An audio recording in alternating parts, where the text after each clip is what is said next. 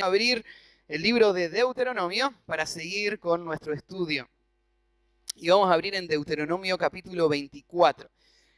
El mensaje de hoy no necesita mucha introducción porque es la continuación de un mensaje. Solo que como tiene tantas partes, es imposible cubrirlo en una sola predicación. Y lo que estamos haciendo es dividirlo y ir avanzando juntos por esta sección del libro donde encontramos leyes.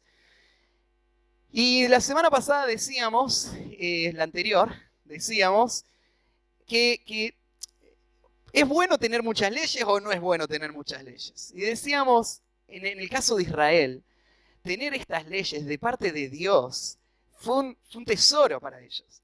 Porque estas leyes no fueron las leyes que les privaban de su gozo, es todo lo contrario, fue el camino al gozo. Cuando vos te fijás en el libro de los Salmos, por ejemplo, y escuchás a David decir, oh, cuánto amo yo tu ley. Todo el día es ella mi meditación. David pasaba todo el día pensando en la ley de Dios, pensando en esto, en estas leyes puntuales. Y no solamente que se pasaba pensándolo, sino que lo amaba, lo disfrutaba. Más que abrir un videito de YouTube, disfrutaba pensar. No había YouTube en ese tiempo. Pero más que nada, pensar en la ley de Dios. ¿Y qué puede haber tan hermoso de pensar en la ley de Dios? Bueno, es que la ley de Dios es la sabiduría de Dios. Y conocer la ley es conocer al Dios que la dio. Es conocer sus valores, su moral. Pero también conocer la ley es conocer un camino de justicia que me va a librar del pozo, de la destrucción, y me va a guiar en un camino de bendición. Y por eso es dulce. Es más dulce que la miel que destila del panal, dice. Y a veces me pregunto, ¿pensamos nosotros así? O a veces pensamos, ¿cuándo va a terminar Deuteronomio? ¿Cuántas leyes hay? ¿Por qué tantas leyes? Es que estas leyes son las leyes que revelan al Dios que dio esas leyes. Son un tesoro, algo muy preciado para nosotros. Claro que nosotros ya vivimos en otra época. Nosotros no somos el pueblo de Israel. Por lo tanto, estas leyes no fueron directamente dadas a nosotros, pero estas leyes fueron también dadas pensando en nosotros. Dios, cuando inspiró a Moisés, tenía en mente a la iglesia. A nosotros que estamos acá, que un día íbamos a leer estas leyes, y que íbamos a aprender de estas leyes, y Él nos iba a dirigir a través de ellas también. Así que eso es lo que estamos haciendo. Cada semana venimos y estamos estudiando estas leyes. En realidad no es todo lo que hacemos. El libro de Deuteronomio es una predicación, pero justo en esta sección estamos con leyes. Las leyes son normas muy cortitas, puntuales, que tratan situaciones específicas y que las interpretamos en base al contexto en que se dieron y después aplicamos para nuestro tiempo qué es lo que significan para nosotros hoy. Así que eso es lo que estamos haciendo. Algo más, para Israel tener estas leyes es parte también de lo que ellos creen en cuanto a su Dios. El Dios de la Biblia es un Dios único, un Dios que en las culturas antiguas se destaca por muchas cosas, pero una de las cosas en las que el Dios de la Biblia se destaca es que Dios es un Dios que habla. Ningún otro pueblo. Hay muchos que dijeron hablar en nombre de Dios, pero ningún otro pueblo escuchó a Dios hablarle en persona, como Israel, al pie del monte Sinaí. Y es ahí al pie del monte Sinaí, Israel supo que este Dios es un Dios que hablaba. Ellos dijeron, no nos hables directamente, hablale a Moisés y que Moisés nos hable a nosotros. Y a partir de ahí Moisés fue el intermediario. Pero el Dios de la Biblia es un Dios que habla, y siendo que Él es un Dios que habla, el deber del pueblo de Dios es escuchar cuando Él habla y obedecer a lo que Él dice. Porque Dios no es un Dios que yo me puedo imaginar y crearlo a mi propia imaginación. Dios es Él el que me habla y me dice lo que Él quiere. Y mi deleite y mi pasión y mi vida debe ser escuchar su voz, obedecerla y disfrutar de todas las bendiciones que vienen por vivir una vida en obediencia a Él. Y de eso se trata estas leyes. Bueno, nosotros sabemos que se trata de algo más. Cada una de estas leyes muestran lo imposible que es agradar a este Dios, la necesidad que tenemos de su gracia. Y todas estas leyes anticipan el día que Dios iba a dar un Salvador, que nos iba a librar de la condena del pecado y que iba a ser posible que vivamos de acuerdo a esta ley. Y hoy nosotros somos esos, somos los que disfrutamos del perdón, de la salvación y del poder para obedecerla. Así que vamos a leer el pasaje y vamos a tomar una serie de leyes, son unas cuantas, perdón que no están en la proyección hoy, pero vamos a leer desde el versículo 1 hasta el versículo 15, con la esperanza de poder llegar. Si no llegamos, paramos donde sea y después seguimos porque es la misma predicación. Entonces el título de la predicación es el mismo de la semana pasada, leyes y más leyes. Ese es el título, seguimos con las leyes. Y vamos al punto número 6. La semana pasada vimos 5 leyes que fueron: sé un refugio para el oprimido, ofrece a Dios sacrificios puros, cuida los intereses de los más vulnerables, cumple tus votos a Dios, disfruta del cuidado de Dios en honestidad. Esas 5 vimos la semana pasada. Y hoy vamos a arrancar con la número 6 y les voy a leer el pasaje. Versículo 1, dice así: cuando alguno tomare mujer y se casare con ella, si no le agradare, por haber hallado en ella alguna cosa indecente, le escribirá carta de divorcio y se la entregará en su mano y la despedirá de su casa. Y salida de su casa podrá ir y casarse con otro hombre.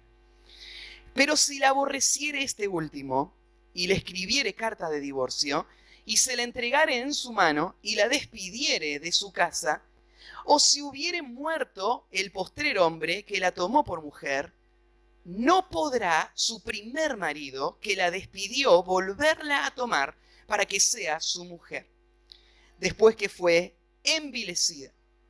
Porque es abominación delante de Jehová, y no has de pervertir la tierra que Jehová tu Dios te da por heredad. Cuando alguno fuere recién casado, no saldrá a la guerra, ni en ninguna cosa se le ocupará. Libre estará en su casa por 1 año, para alegrar a la mujer que tomó. No tomarás en prenda la muela del molino, ni la de abajo, ni la de arriba, porque sería tomar en prenda la vida del hombre. Cuando fuera hallado alguno que hubiere hurtado a uno de sus hermanos, los hijos de Israel, y lo hubiere esclavizado o lo hubiere vendido, morirá el tal ladrón y quitará el mal del medio de ti. En cuanto a la plaga de la lepra, ten cuidado de observar diligentemente y hacer según todo lo que os enseñaren los sacerdotes levitas. Según yo lo he mandado, así cuidaréis de hacer. Acuérdate de lo que hizo Jehová tu Dios a María en el camino, después que saliste de Egipto. Cuando entregares a tu prójimo alguna cosa prestada, no entrarás en su casa para tomarle prenda. Te quedarás fuera y el hombre a quien prestares te sacará la prenda. Y si el hombre fuere pobre, no te acostarás reteniendo aún su prenda. Sin falta le devolverás la prenda cuando el sol se ponga, para que pueda dormir en su ropa y te bendiga. Y te será justicia delante de Jehová tu Dios. No oprimirás al jornalero pobre y menesteroso, ya sea de tus hermanos o de los extranjeros que habitan en tu tierra dentro de tus ciudades. En su día le darás su jornal y no se pondrá el sol sin dárselo, pues es pobre y con él sustenta su vida, para que no clame contra ti a Jehová y sea en ti pecado. Julia, hazme un favorcito, ¿puedes apagar el retorno? Que me está haciendo un ruidito que me desconcentra, gracias. Bueno, ustedes notaron, cuando leíamos, hay varias cosas de las que se va a hablar. Como dijimos la vez pasada, todas estas leyes no parecen tener mucha relación. No hay una sola línea, aunque hay algunas que podríamos agruparlas un poquito. La verdad es que estas leyes son leyes aleatorias. Son leyes que tratan muchos temas distintos y es al propósito que están así. Es para que sepamos que Dios quiere guiar todos los aspectos de nuestra vida. y puede tratar cualquier situación de nuestra vida. Así que las vamos a ir estudiando una por una como ideas separadas, aunque hay algunas que están un poquito relacionadas. Y vamos a empezar con la primera. Ustedes notaron que la primera es la más larga, es la que toma más versículos o más contenido, y voy a gastar bastante tiempo hablando sobre este tema, porque este es un tema muy importante. Es un tema que afecta de forma personal y cercana a muchos de ustedes. Porque el tema del divorcio es un tema que ha afectado a todas las culturas a través de la historia, pero especialmente a la nuestra. Y tristemente vamos de mal en peor. Las cosas no están mejorando. Estaba buscando algunas estadísticas y encontré estadísticas de la ciudad de Buenos Aires en cuanto al divorcio. Y dice que en el año 2005 se casaron 22.000 matrimonios y se divorciaron 8.000. Esto representa 1/3 de todos los matrimonios. O sea, por cada 3 que se casan, 1 se divorcia. En el año 2018 se casaron 10.511 matrimonios y se divorciaron 8.217. O sea, casi el 100%. O sea, casi la misma cantidad de personas que se casan se terminan divorciando. Podríamos explicar este fenómeno por muchas maneras. Tal vez una de las razones por las que más se está dando en nuestro tiempo o a partir del 2015 es porque hubo un cambio en el Código Civil, donde el divorcio se volvió mucho más sencillo que en tiempos anteriores. Por ejemplo, lo que se sacó del registro del Código Civil es que antes la infidelidad era un delito y era una causa legítima para el divorcio. Ahora se despenalizó la infidelidad y ya no es un delito la infidelidad. Por lo tanto, no hace falta alegar infidelidad para divorciarse. Uno se puede divorciar por cualquier razón que se le ocurra. Además de esto, no solamente que no hace falta decir por qué te vas a divorciar, sino que no hace falta que los dos estén en consentimiento. Con que uno solo se quiera divorciar es suficiente para que se lleve adelante y se concrete el divorcio. Esto es un cambio que se hizo últimamente en esto. Y el Código Civil lo que hizo fue abrir las puertas para facilitar este hecho. Y claro, eso puede explicar parte de la razón por la que estamos viendo tantos divorcios. Pero la razón es mucho más profunda que esto. La razón tiene que ver con el corazón y con el pecado del corazón.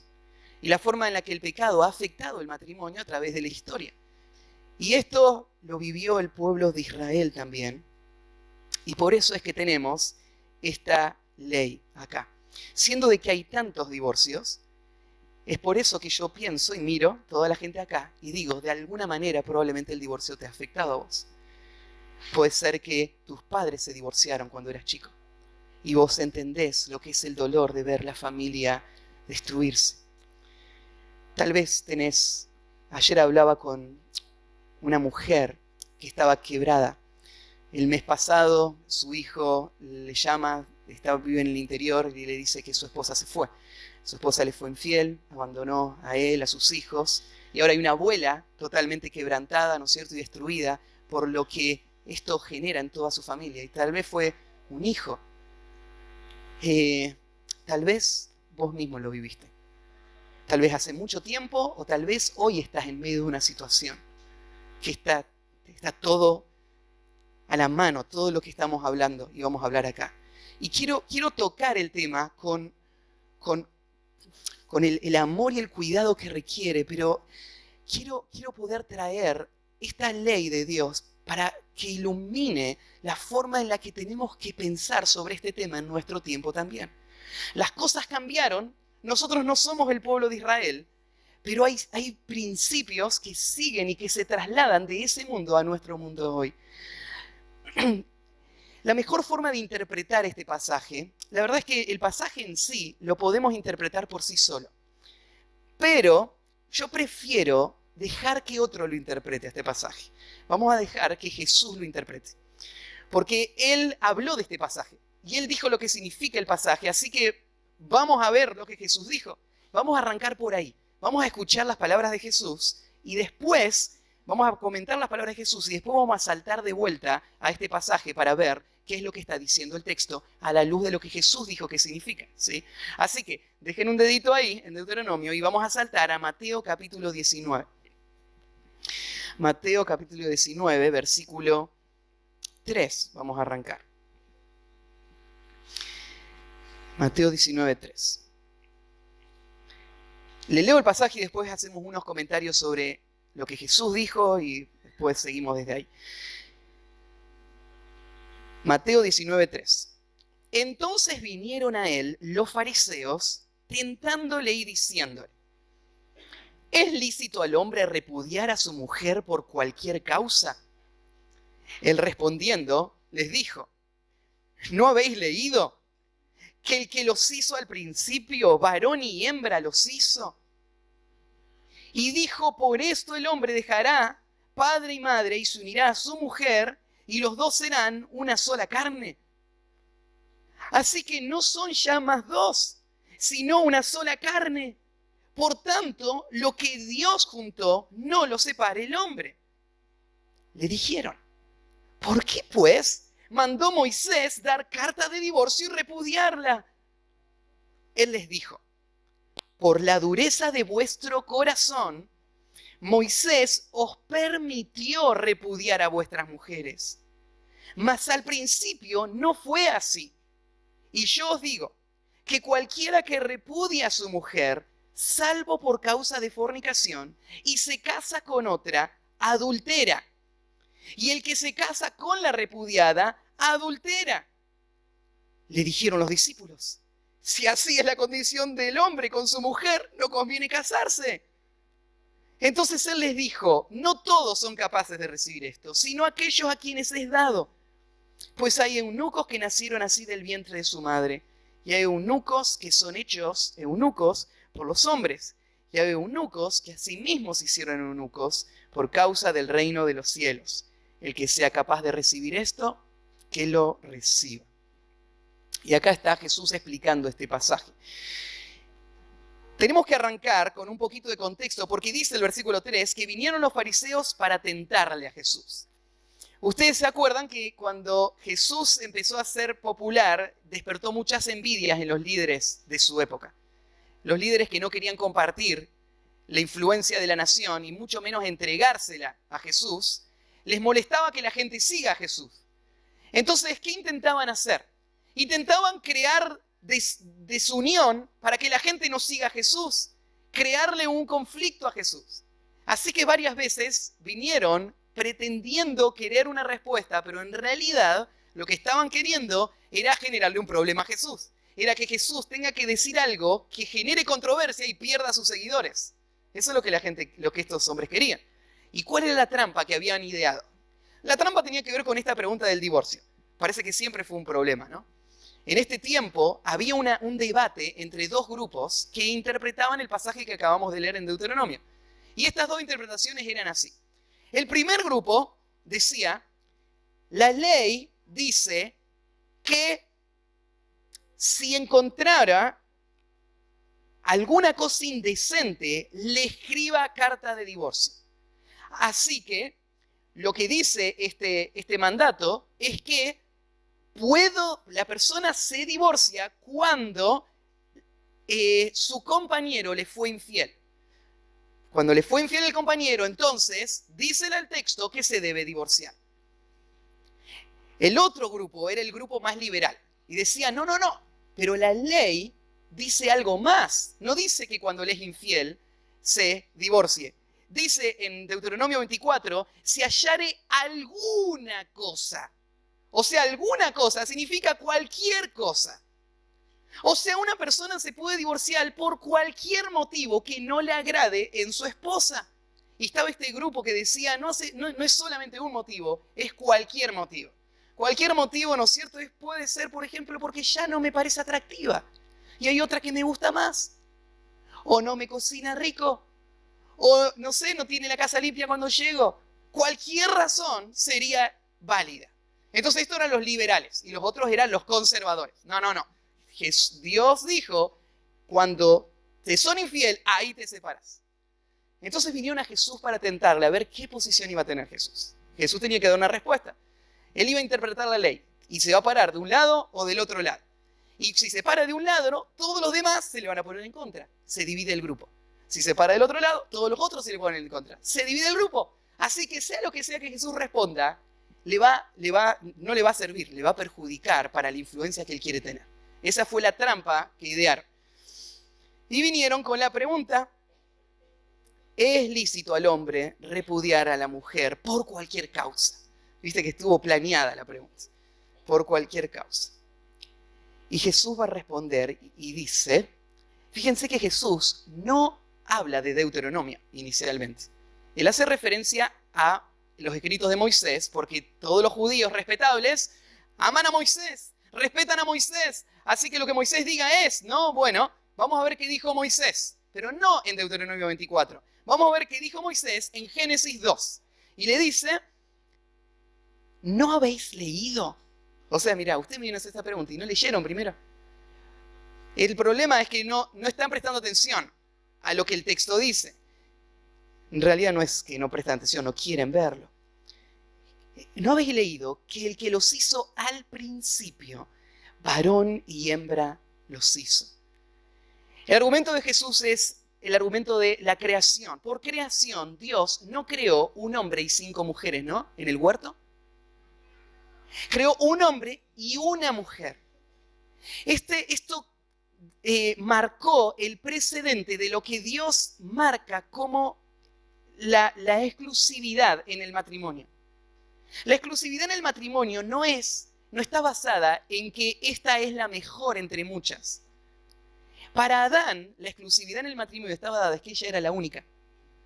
No había otra opción. Él estaba casado con una mujer y era la única en todo el planeta Tierra, ¿sí? Y Jesús está diciendo, así es el matrimonio. El matrimonio establece una relación de exclusividad tal como fue creada en el principio. Pero no solamente esto fue verdad para Adán, porque decís, bueno, eso le pasó a Adán, pero ahora sí hay otras mujeres. Claro, pero basado en lo que Dios hizo con Adán, es que Dios también estableció este principio. Por esto el hombre dejará padre y madre y se unirá a su mujer y los dos serán una sola carne. Y acá en Génesis 2:24, que Jesús está citando, se dan las pautas de cómo se establece un matrimonio. Deja padre y madre, se une a su mujer, o sea, se une en el sentido de hay una forma de compromiso, de pacto, de relación que se establece y ahora son una sola carne, se unen físicamente. Pero esa unión física no es solamente un acto en un momento. La unión física, acá que dice será una sola carne, Jesús lo toma como la unión final y determinante y conclusiva de ese matrimonio, para que ya de ahora en adelante sean una sola persona, dos personas, pero una sola carne. Y por eso viene la conclusión, el así que. Dice, así que ya no son más dos, sino una sola carne. O sea, este tema de separar es un tema que está mal planteado, porque desde el momento del matrimonio, estos dos se unen en una sola identidad. No es que no se deben separar, no se pueden separar. Son una sola carne. Y cierra Cristo con un argumento más. Y dice, por tanto, lo que Dios unió, no lo separe el hombre. Ese es el veredicto final. Ahí termina la discusión. La discusión es esta. El matrimonio es un vínculo que une a estas dos personas de forma permanente, una sola carne. Y está el mandato directo de Cristo, donde Él dice, lo que Dios unió, o sea, el matrimonio no es solamente un pacto y un contrato entre dos personas. Este es un problema de interpretación que muchos están siguiendo. El matrimonio no tiene que ver solamente con lo que firmaron. El matrimonio es un acto divino. Dios lo planeó el matrimonio y Dios lo estableció. Y cuando dos personas viven las dinámicas de un matrimonio, estas dos personas están unidas por Dios en una relación matrimonial. No hace falta invocar a Dios para estar unidos en matrimonio.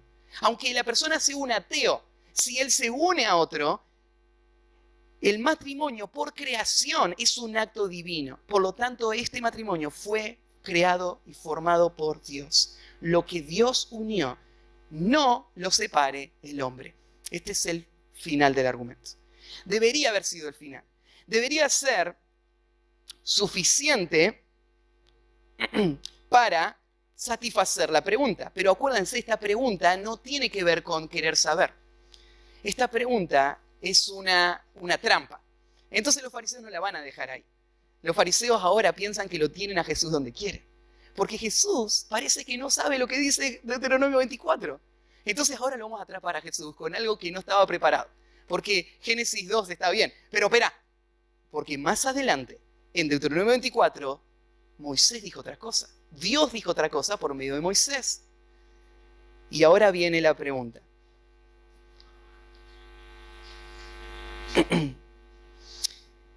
Le dijeron, ¿por qué pues mandó Moisés dar carta de divorcio y repudiarla? O sea, en la ley, mira, vos me estás diciendo que el matrimonio no se disuelve. Vos me estás diciendo que por creación es así. Vos me estás diciendo que Dios dijo que nunca se debía destruir. Pero, ¿entonces qué? ¿Dios se contradice? Porque Dios acá sí dijo que se separen. Y si Dios dijo que se separen, entonces, ¿cómo es esto? Y ahora va a responder. ¿Qué va a responder Jesús? Y esta es la interpretación del pasaje que hoy vamos a estudiar. Esto es lo que Jesús dice que significa este pasaje, y dice esto. Él les dijo, por la dureza de vuestro corazón, Moisés os permitió repudiarla y a vuestras mujeres, mas al principio no fue así. Hay varios problemas con lo que ellos estaban diciendo. Entonces Jesús va a aclarar todo el debate con esa explicación que acabo de leer. Para poder entender lo que Jesús está diciendo, vamos a ir a Deuteronomio de nuevo y les voy a mostrar en Deuteronomio los puntos en particular. Jesús dice que la ley que aparece acá en Deuteronomio 24 es una ley que fue puesta y que refleja no la moral de Dios, sino que refleja la rebeldía de los hombres. Esta ley refleja la rebeldía de los hombres. Si vos querés saber la moral de Dios, tenés que ir a Génesis 2. Si querés entender la rebeldía de los hombres, la forma en la que los hombres pervirtieron el diseño de Dios, tenés que ir a Deuteronomio 24. Y encontramos en Deuteronomio 24 una ley que, por lo que yo sé, no soy un experto completamente, bueno, ni parcialmente, no soy un experto, pero hasta ahora no he encontrado ninguna otra ley que tenga esta característica. La característica que tiene esta ley es única por esto, porque Dios va a regular algo que Él odia. Y en vez de decir que no se haga, dice detalles que regulan cómo se debe hacer. ¿Por qué haría Dios eso? Esta es la única ley que hace eso. La única ley de toda la Biblia que hace eso. Que parece permitir algo que Dios odia, pero que Dios lo va a regular sin decir que no suceda.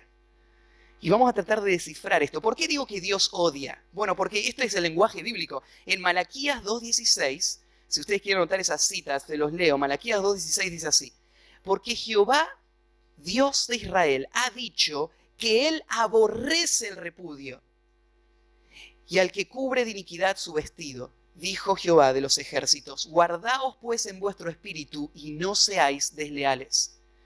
Malaquías, el último libro del Antiguo Testamento, dice esto: Dios odia el divorcio.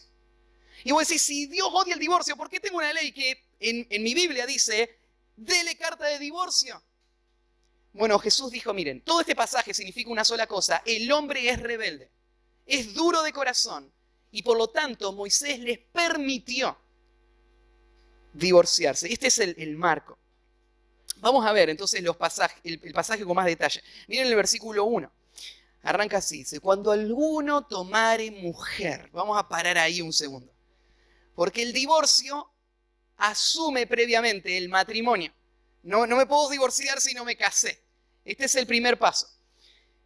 Pero la pregunta es, ¿qué es matrimonio? Cuando dice acá que alguno tomare mujer, se está refiriendo a esa relación que describe Génesis 2. Dejará el hombre a su padre y a su madre, se unirá a su mujer y serán una sola carne. ¿Saben que en diferentes culturas el matrimonio se representa con diferentes ceremonias?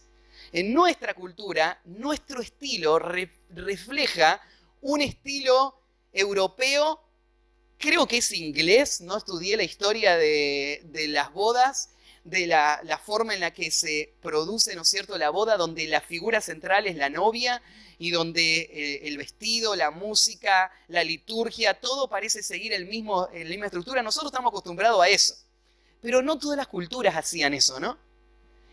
Y ni ahora, hay muchas culturas que hacen otras cosas. Nosotros a veces pensamos, bueno, el matrimonio es el momento en que yo firmo en el registro civil. En nuestra cultura, nuestra gente así lo entiende. Por lo tanto, en nuestra cultura, la gente asume que todavía no hizo un compromiso real y final hasta no haber firmado.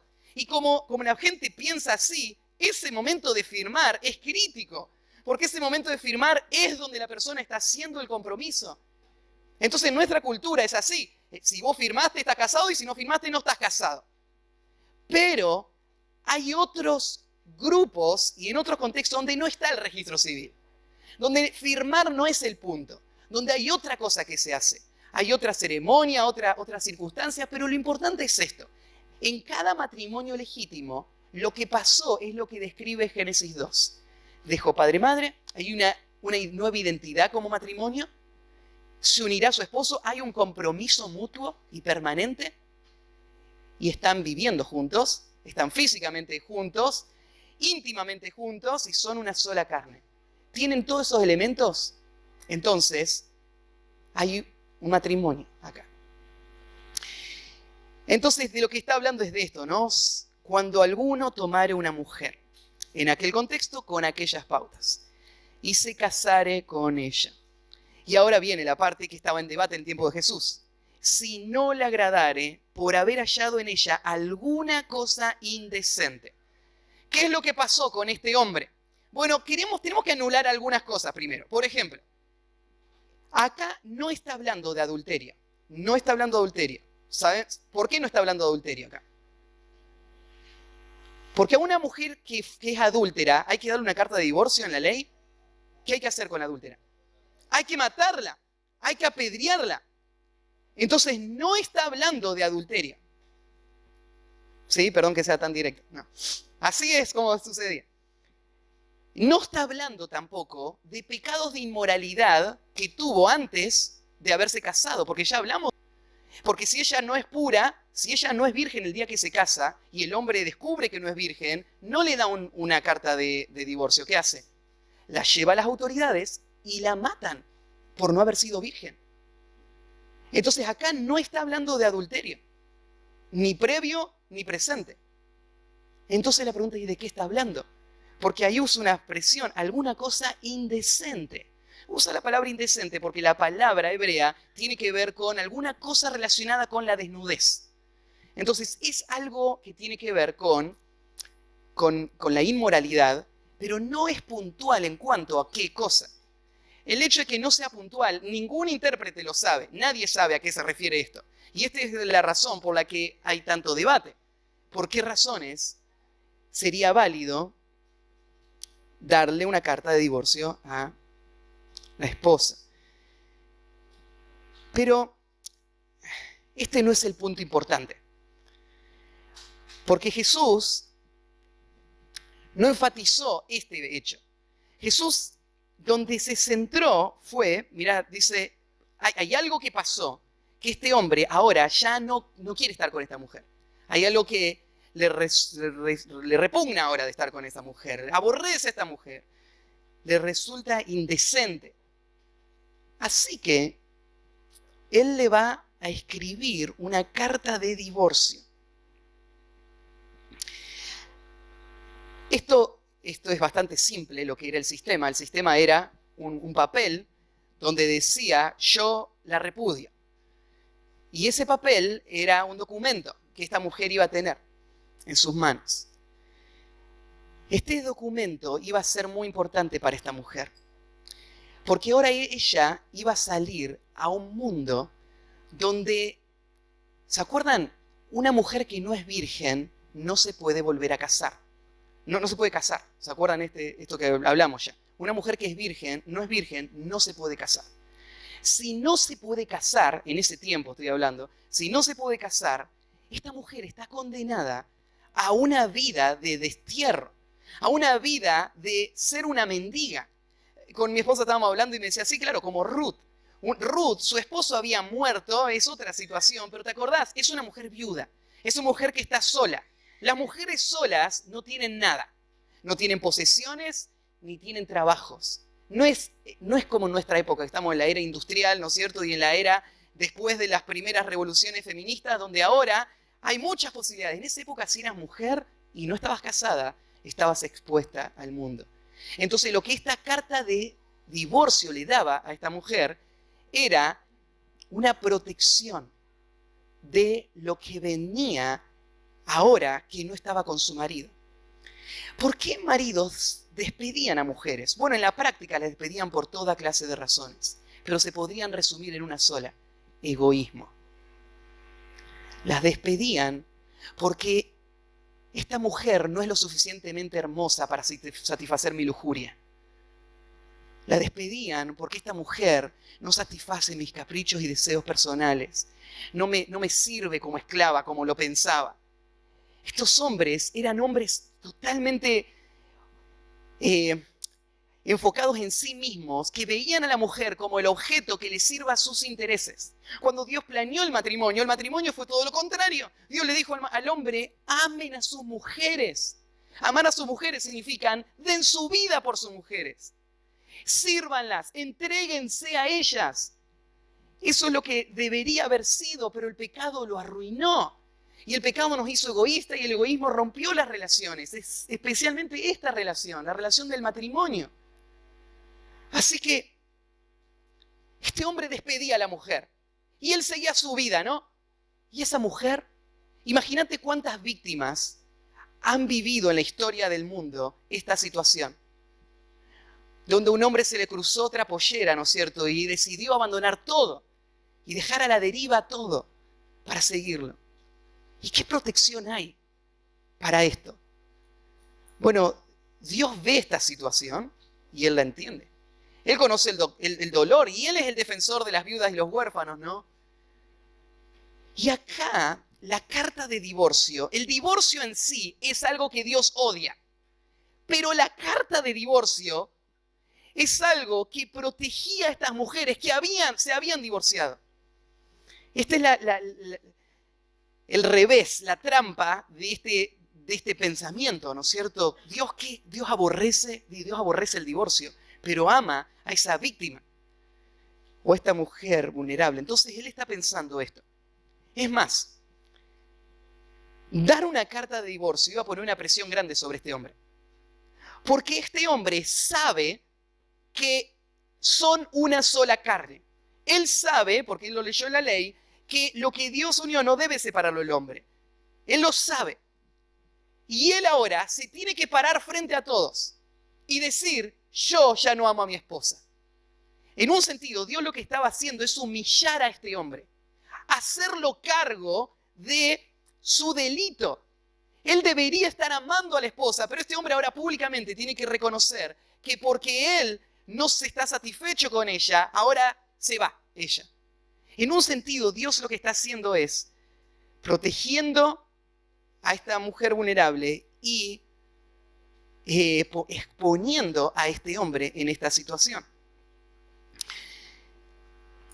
Ahora,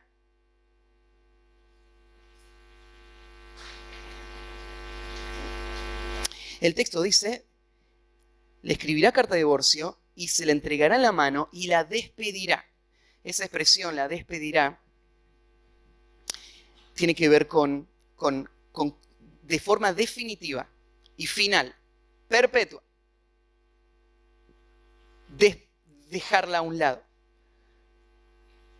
Ahora, ¿esto Dios lo está diciendo? ¿Te parece bastante ilógico que Dios lo diga? Porque leemos Malaquías de nuevo, en Malaquías 2, el pasaje que leímos comienza en el versículo 13 con estas palabras.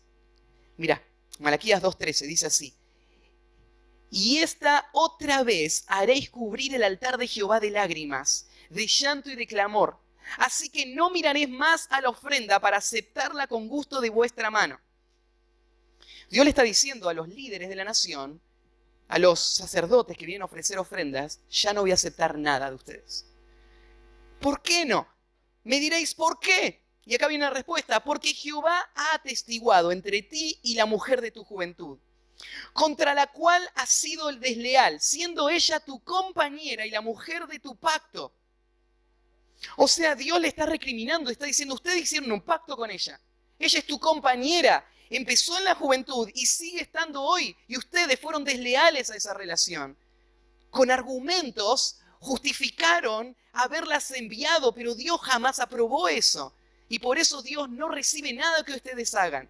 No recibe ninguna ofrenda, ninguna adoración. Y acá viene la explicación. ¿No hizo Él uno, habiendo en Él abundancia de espíritu? El argumento es este. Mira, si Dios hubiese querido dar más opciones, hubiese creado más mujeres, ¿no? Pero Dios creó a una. Habiendo abundancia de espíritus, Dios creó una. ¿Por qué? Porque Dios planeaba la exclusividad. Y así funciona hasta hoy. Es la exclusividad, es una y solo esa. Y no hay más. ¿Por qué? Mira, porque buscaba una descendencia para Dios, eso es otra cosa. Dios protege el matrimonio porque en el matrimonio no solamente está la gran imagen de la relación de Dios con la iglesia o con el pueblo, sino que está también la promesa de la descendencia. O sea, si vos rompés el matrimonio, arruinás la vida de estos niños. Y Dios está planeando traer un Salvador futuro a través del matrimonio que va a formar niños piadosos. Así que no se debe romper. Guardaos pues en vuestro espíritu y no seáis desleales para con la mujer de vuestra juventud. Porque Jehová Dios de Israel ha dicho que Él aborrece el repudio y al que cubre iniquidad su vestido. Dijo Jehová de los ejércitos: guardaos pues en vuestro espíritu y no seáis desleales. Pero acá en Deuteronomio 24 lo que yo estoy leyendo es: le escribirá carta de divorcio, se le entregará en su mano y la despedirá de su casa. Y el versículo 12 es todavía más sorprendente porque dice: y salida de su casa podrá ir y casarse con otro hombre. ¿Qué es esto? Bueno, creo que gran parte del problema nace en un problema en la traducción. Voy a explicar el problema en la traducción y después voy a explicar el sentido de estos textos. Vos cuando lees en el versículo 1, a vos te da la idea de que le escribirá. Es un verbo ese, te da la idea que está en modo imperativo, o sea, que es una orden. Este fue todo el problema que Jesús tuvo que arreglar con estos fariseos. Porque ¿se acuerdan que los fariseos le preguntaron esto a Jesús? ¿Por qué Moisés ordenó que le demos carta de divorcio? Cuando Jesús responde, dice: por la dureza de vuestros corazones, Moisés permitió. No dice ordenó, y justamente Jesús está mostrando este mismo punto que yo te estoy mostrando.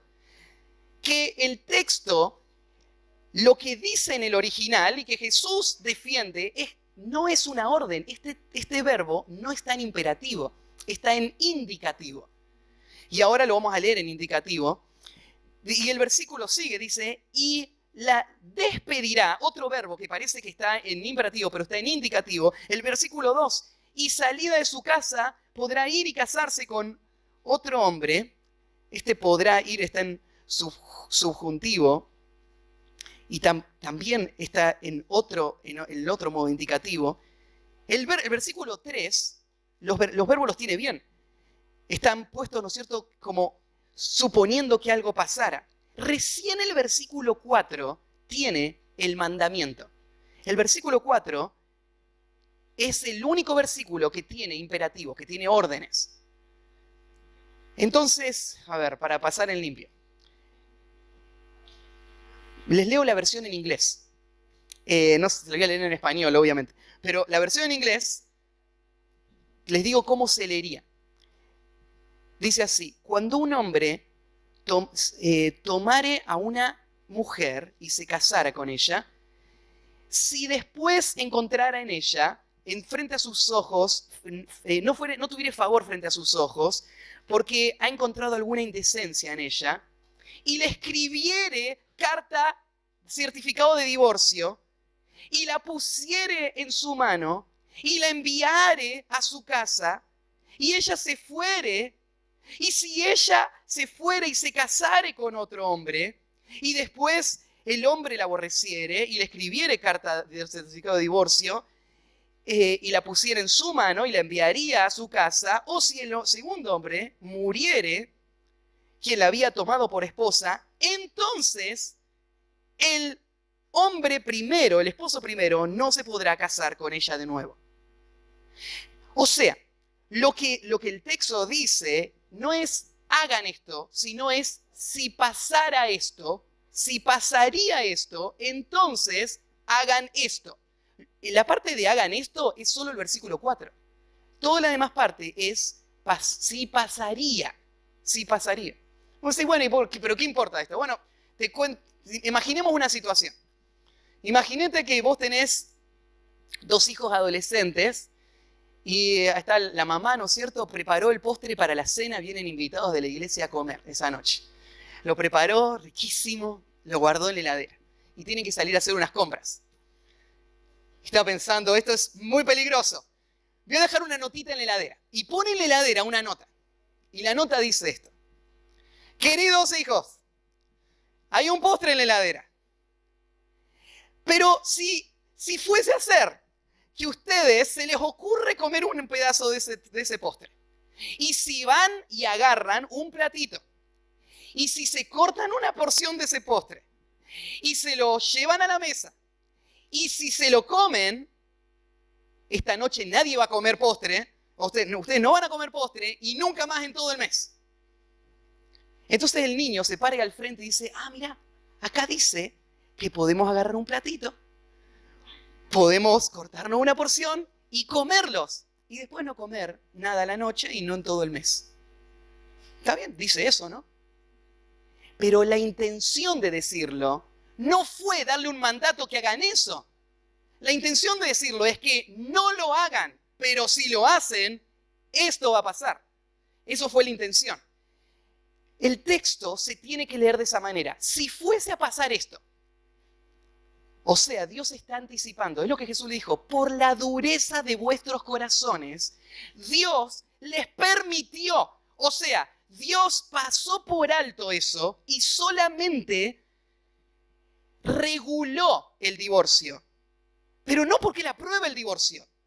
Él aborrece el divorcio, pero lo reguló y no cambió toda esta primera parte por la dureza de vuestros corazones. Eso es lo que Jesús está explicando ahí. Entonces, no tenía el sentido de avalarlo, sino de advertir y regular. Entonces llega el versículo 4, donde está el verdadero mandamiento de todo esto. ¿Cuál es la ley? No podrá su primer marido, que la despidió, volverla a tomar para que sea su mujer. Ahora esto está extraño también. Mira, esta mujer estaba casada con este hombre. El hombre la echó. Divorcio, la repudio y no puede volver más. Esta mujer agarra la carta, se va, se casa con otro hombre. Y después de casada con este hombre, el otro hombre muere o la echa también. Y ahora el primer hombre dice, no, me arrepiento, volvé. Y Dios dice, no. De ninguna manera vuelve con el primer hombre. ¿Por qué no? ¿No sería algo bueno que se restaure el matrimonio? Mira lo que dice en el versículo. No lo puede hacer después que fue envilecida. ¿Cuándo fue envilecida esta mujer? ¿Cuándo fue envilecida esta mujer? Cuando se casó con el otro. Pero espera. ¿No decía la ley que podía ir y casarse con el otro? No. Si lo hiciere, dice. Casarse con el otro. Este texto está diciendo que es envilecerse. es pecado. Siempre, en cualquier circunstancia, bajo cualquier criterio, dejar al marido e irse con otro es pecado. Es envilecerse. Por eso, y mira, porque fue envilecida. ¿Y quién la envileció? No dice que se envileció, dice que fue envilecida. ¿Quién la envileció? ¿Sabes quién? El marido, el primer marido. Porque este marido fue el responsable de crear las circunstancias que llevaron a esta mujer a pecar de esta manera. ¿Y ahora va a volver con él? De ninguna manera. Él fue el que la llevó hasta este pecado. Él ya no la puede tener como mujer, jamás. Ella no es una prostituta que la puedes usar cuando quieras, como quieras. Entonces, vos no la podés tocar más. Ya la envileciste. Ya lo arruinaste. Ya está. No podés volver con esta primera mujer. Eso es lo que el texto está diciendo. Entonces, de ninguna manera el texto está avalando el divorcio y el recasamiento. De ninguna manera. Jesús mismo lo señala. Y dice, por la dureza de vuestro corazón, Dios les permitió darle carta de divorcio. Pero Jesús dice, no fue así en el principio. Jesús vuelve, el diseño de Dios no cambió. La forma en la que Dios entiende el matrimonio no cambió. ¿Y la ley qué es? Es una regulación de cómo la rebelión del hombre, Dios corrigió un solo aspecto. ¿Cuál es el aspecto? Que no se pueda volver a casar con su primer marido. Ese fue el único aspecto que Dios corrigió. ¿Pero por qué Dios no corrigió todos los demás? Bueno, esta es una pregunta importante. Esta es la pregunta que no tiene respuesta lógica. Porque les digo, es el único mandamiento que Dios no lo corrige todo. Dios parece solo regular algo que Él aborrece. Y no lo puedo explicar completamente, más allá que decir, de alguna manera, Dios permitió esto probablemente para la protección de la víctima y para la exposición del pecado del agresor. Bueno, ¿y qué piensa Cristo ahora? ¿Cómo debería ser todo en nuestro tiempo?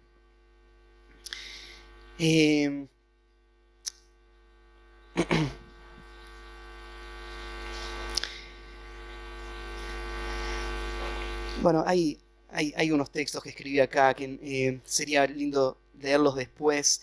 En Marcos 10 al 12, aparece que después de la charla con Jesús, los discípulos volvieron a la casa con Jesús y le preguntaron a Jesús.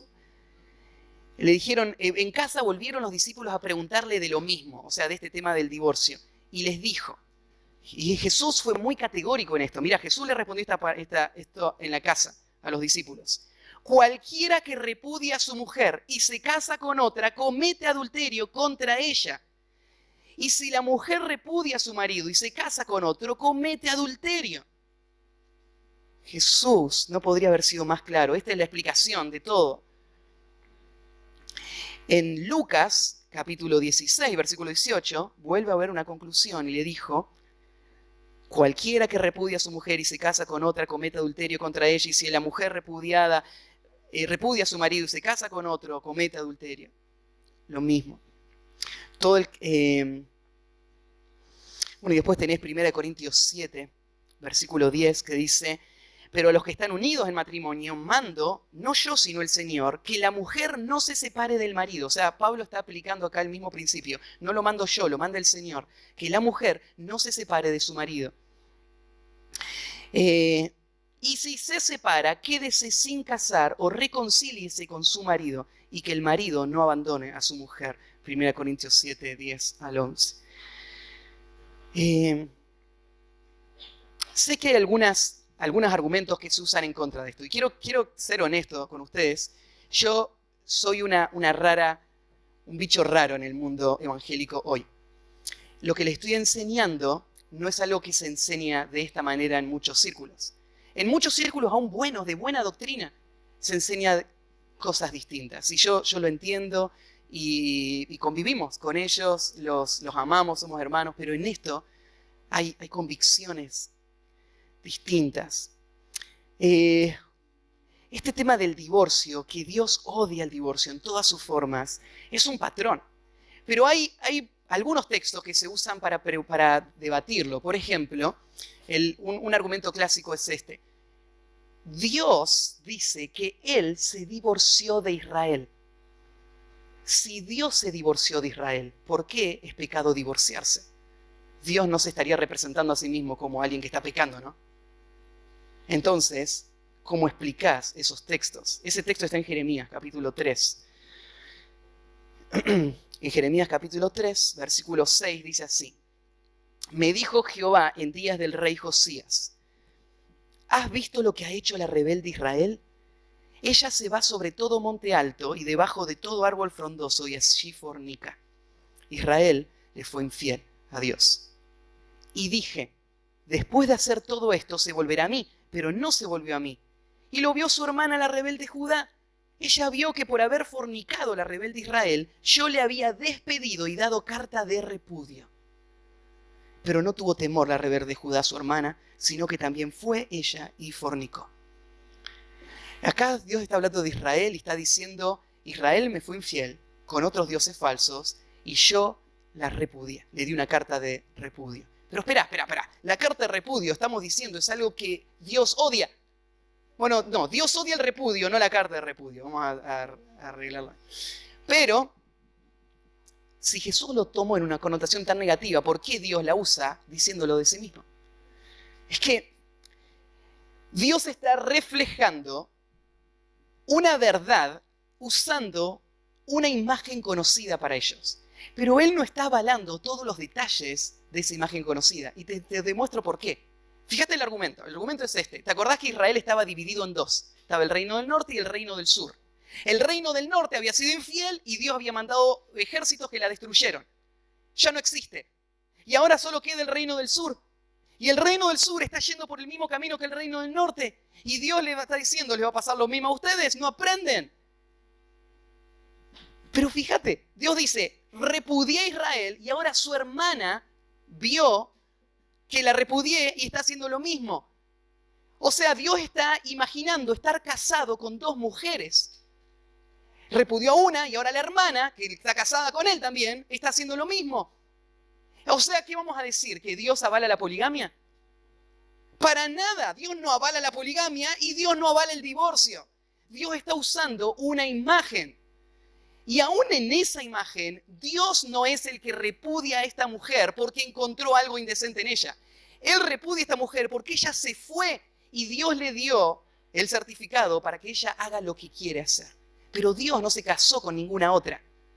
Porque en el versículo... Mira, en el versículo 1 hace una pregunta. Jeremías 3, versículo 1. Si alguno dejare a su mujer y yéndose esta de él, se juntare a otro hombre, ¿volverá a ella más? ¿No será tal tierra del todo amancillada? Tú pues has fornicado con muchos amigos, mas vuélvete a mí, dice Jehová. Y si vos seguís leyendo el capítulo 3, vas a ver que eso es lo que Dios va a apelar. Va a apelar a que la que se fue vuelva. Entonces, esta imagen de ninguna manera retracta todos los principios que Jesús mismo explicó. Es solamente un cuadro que Dios está usando para hablar de esa relación, de la vida cotidiana y común del pueblo. La próxima pregunta es ¿por qué Jesús mantiene la cláusula de excepción? Viste que Jesús dijo, es fornicación cada vez, a no ser por fornicación. ¿Por qué a no ser por fornicación? Bueno, en este momento, la respuesta más pensada que le puedo dar es solo esta. Me gustaría explicárselos más. Y le digo, es un tema que he estado investigando mucho, he leído bastante y tengo cuentas pendientes todavía con este tema. Hay cosas que no entiendo de este tema. Necesito pensarlos mejor. Pero por lo que hoy entiendo de este tema, la razón por la que Jesús está guardando esa cláusula de excepción, a no ser por causa de fornicación, es porque Jesús está en un contexto judío y él como judío no rompió la ley, incluyendo Deuteronomio 24, ni la abolió. Él la cumplió a toda la ley. Entonces Jesús no iba a anular algo que la ley permitió. Y la ley permitió esto. Jesús lo dice en claro. La ley lo permitió. La ley no prohíbe, la ley de Moisés no prohíbe a una persona divorciarse en esas condiciones. No lo prohíbe. No hace que sea algo bueno. Es pecado, pero la ley no lo prohíbe. Entonces, ¿por qué Jesús no lo prohíbe? Porque Jesús está bajo este régimen de esa ley, hablándole a judíos en un contexto judío. Esa es la mejor explicación que les puedo dar de ese concepto. Es algo históricamente comprobable que la iglesia entendió los principios que Jesús les enseñó de una forma muy radical.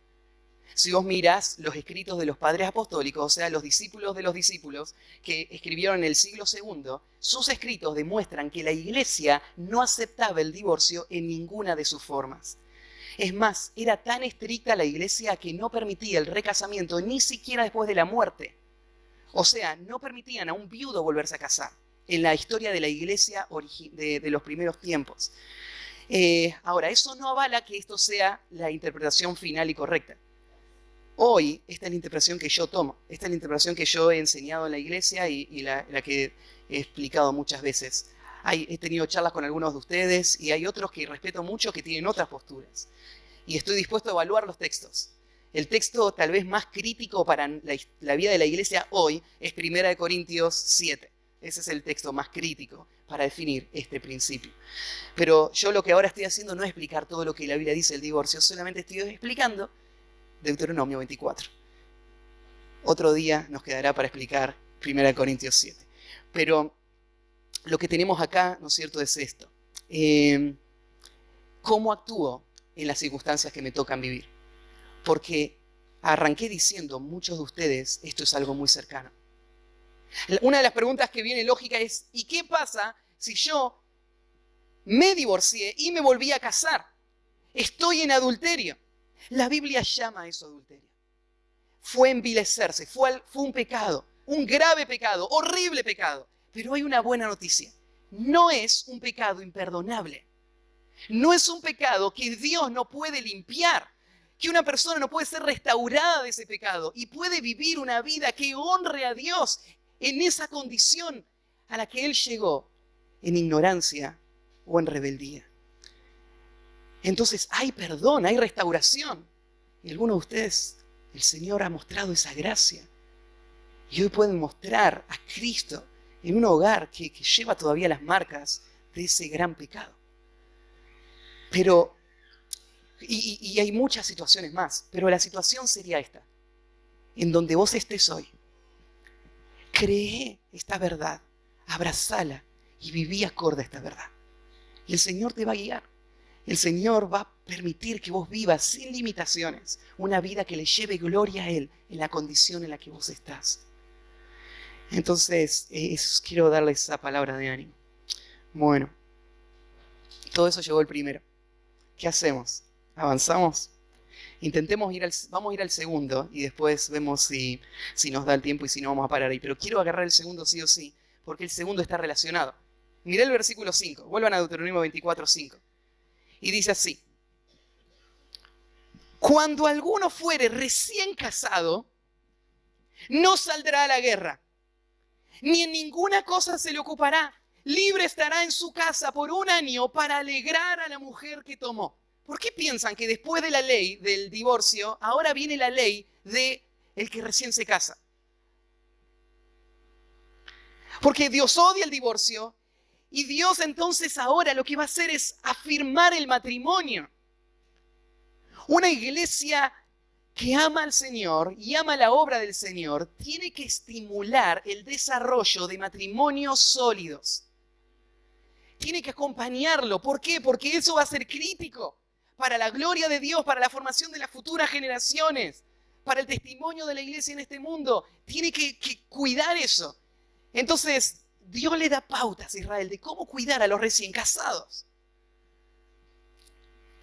Y le dice, cuando alguno fuere recién casado,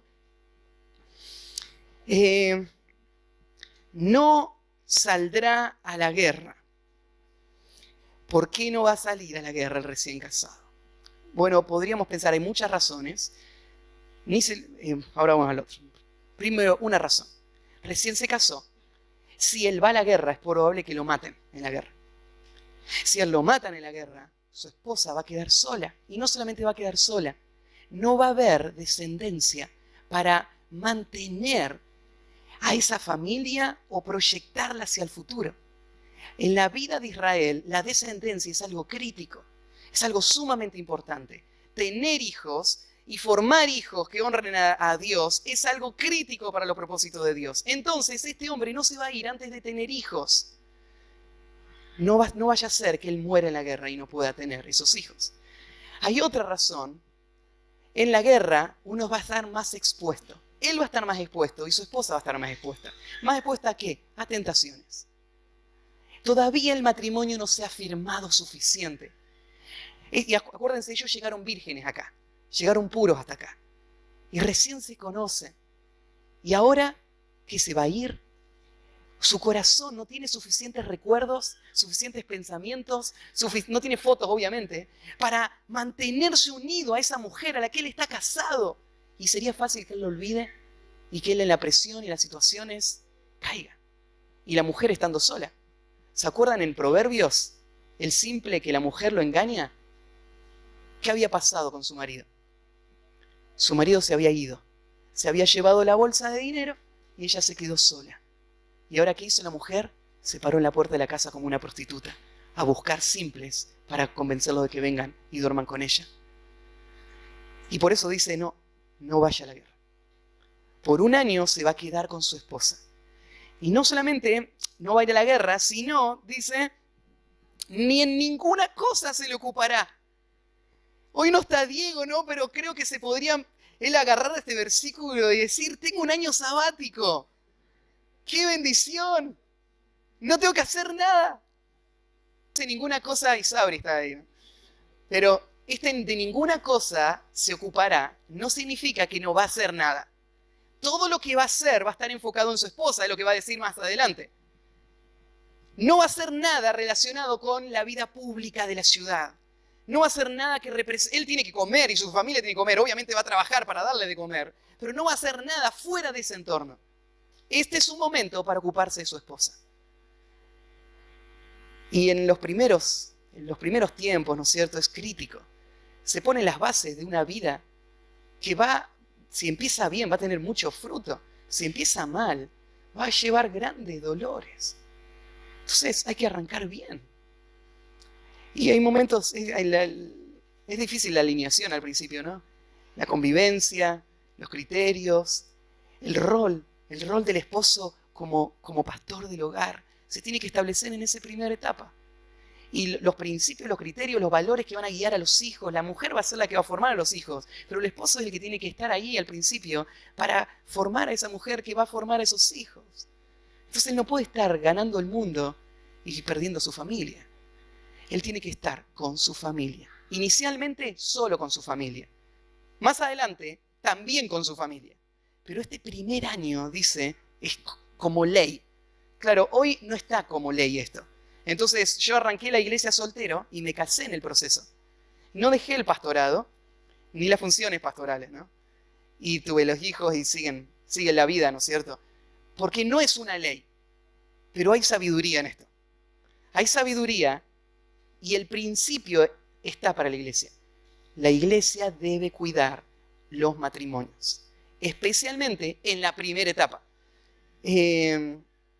No se debe ocupar de ninguna otra cosa. Y dice, libre estará en su casa por un año. No es un año de luna de miel. La luna de miel es una semana. Pero va a estar en su casa, ocupado en su casa, atendiendo su casa, sirviendo a su casa, proveyendo para su casa, en su casa por un año. Pero acá te dice para qué va a estar en su casa.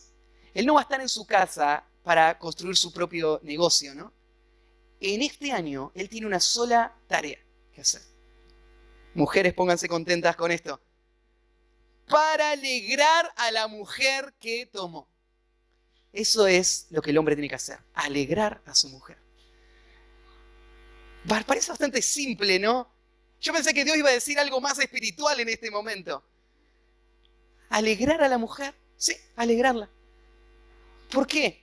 Bueno, porque el mandamiento tenemos en Efesios capítulo 5. ¿Se acuerdan? Maridos, amad a vuestras esposas, a vuestras mujeres, como Cristo amó a la iglesia y se entregó a sí mismo por ella. Esta es la función primaria del hombre en relación a su hogar, amar a su esposa. ¿Y qué es amar? Amar, dice más adelante, es suplir para todo lo que ella necesita, las necesidades emocionales, espirituales y físicas. Acompañarla, servirla, vivir para ella.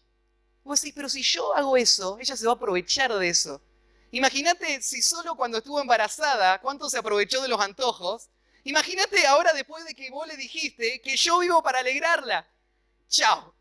Me va a tener, ¿no es cierto?, zumbando, pidiéndome todo. Bueno, ¿qué le dice Dios a las esposas? Mujeres, someteos a vuestros esposos, como al Señor. Sigan su liderazgo. Ustedes no vivan para ustedes mismas. Él vive para ustedes, pero ustedes viven para servirlo a Él. Cuando esta dinámica se da, esto trae mucho gozo al matrimonio. Cuando una de las partes no lo da, no evita que el otro sí lo pueda dar. Si una mujer vive para sí misma, de todas maneras el marido vive para amarla y servirla. No solamente darle todos sus caprichos, darle lo que realmente necesita. Darle lo que Dios dice que necesita. Cuidarla. Pastorearle, enseñarle, guiarle, corregirle y amarla. Esto es lo que debe hacer. Y si una esposa tiene un marido que no la ama, eso no le exime a ella de su función, ¿no? De poder servirlo a él y vivir para él, como ayuda idónea. Este es el principio bíblico. Entonces, me olvidé decirle los 2 puntos que vimos. El primer punto es, toma en serio el matrimonio. El punto 6 sería, toma en serio el matrimonio. El punto 7 es, prioriza la vida espiritual de tu pareja. Prioriza la vida espiritual de tu pareja. Este es el principio, poner eso como una prioridad. Bueno.